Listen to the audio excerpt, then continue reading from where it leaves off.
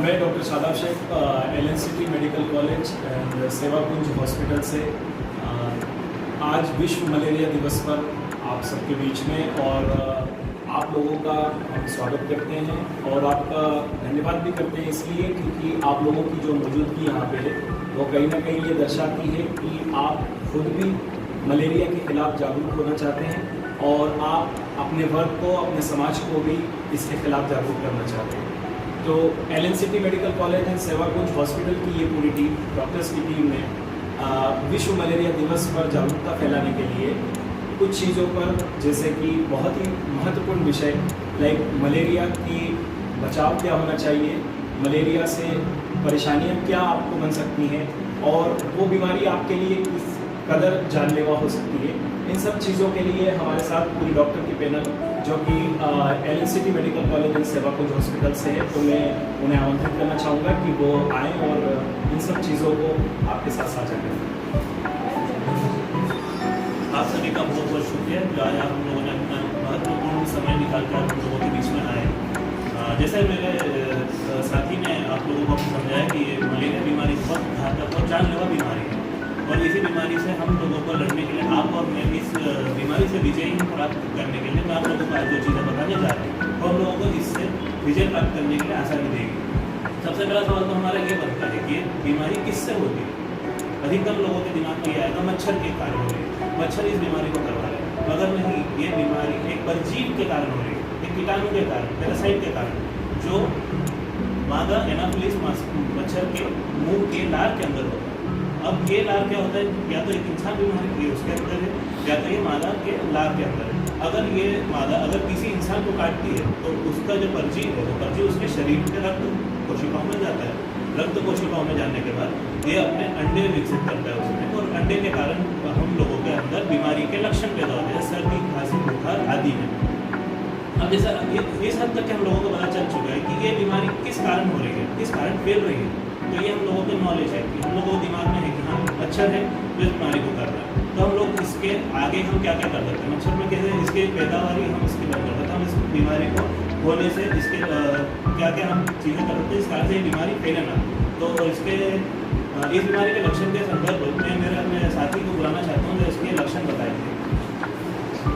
Malaria रोग के लक्षण होते हैं बहुत तेज बुखार चढ़ना और उसके बुखार उतरने के बाद खूब सारा पसीना आना। मलेरिया एक ऐसी बीमारी है जिसे हम जो हमारे लिए जानलेवा तो नहीं पर जिससे हम बहुत आसानी से अपना बचाव कर सकते हैं।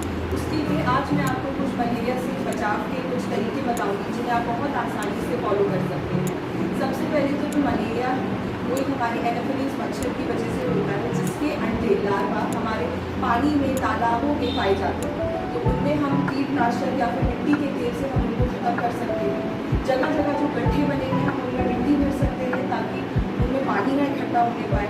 हम अपने ऐसे कपड़े पहन सकते हैं जिनसे हमारा शरीर आरामदायक ढका रहे तो हमें मच्छर ना काट पाए।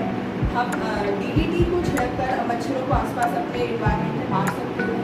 हम मच्छरदानी का इस्तेमाल हमें करना चाहिए सबको और हम कछुआ छाप अथवा ओडोमॉस का इस्तेमाल कर सकते हैं और हम अपनी खिड़की दरवाज़ों को शाम के वक्त बंद कर सकते हैं। उन पर तुलसी का पौधा लगा सकते हैं। इन कुछ छोटी छोटी चीज़ों से आप इस जानलेवा बीमारी से बच सकते हैं। एक क्वेश्चन है, आप जो लार्वा है उसको कैसे आप मतलब कम करने के लिए आपने बोला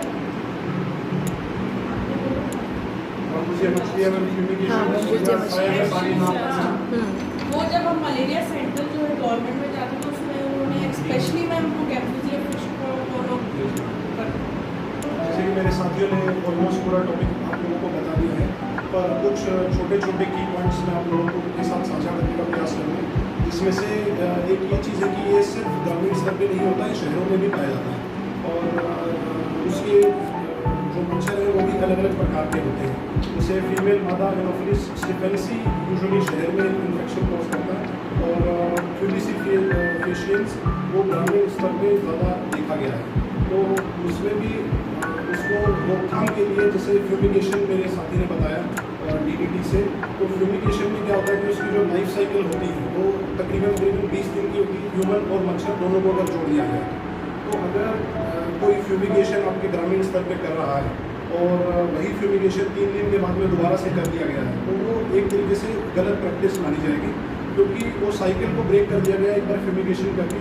तो तथ्यात्मक तौर पे उसको 1 हफ्ते के बाद में ही करा जाना चाहिए, क्योंकि एक बार तो चेन को ब्रेक कर दिया गया है।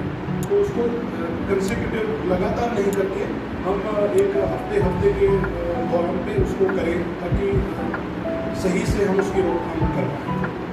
और बाकी इलाज के तौर पे अगर मुझे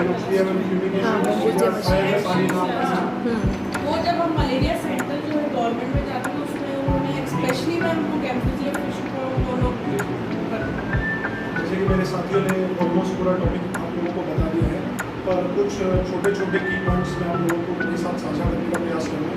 जिसमें से एक ये चीज़ है कि ये सिर्फ ग्रामीण स्तर पे नहीं होता है, शहरों में भी पाया जाता है। और उसके जो मच्छर हैं वो भी अलग अलग प्रकार के होते हैं। जैसे फीमेल मादा एनोफिलिस स्टिफेंसी यूजुअली शहर में इन्फेक्शन कॉज करता है, और फ्यूलिसिफेशियंस वो ग्रामीण स्तर पे ज़्यादा देखा गया है।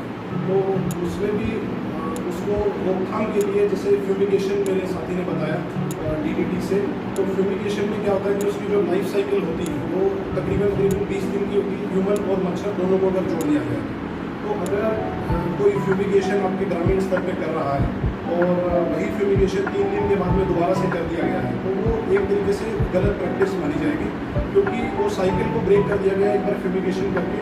तो तथ्यात्मक तौर पे उसको 1 हफ्ते के बाद में ही करा जाना चाहिए, क्योंकि एक बार तो चेन को ब्रेक कर दिया गया है। तो उसको कंसेक्यूटिव लगातार नहीं करके हम एक हफ्ते के दौरान पे उसको करें, ताकि सही से हम उसकी रोकथाम कर पाएँ। और बाकी इलाज के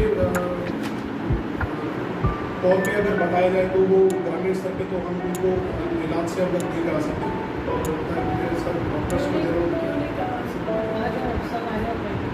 में कोई अगर वाइनेक्स है तो नहीं, तो फिर हम थैंक यू सो मच, धन्यवाद आप सभी का।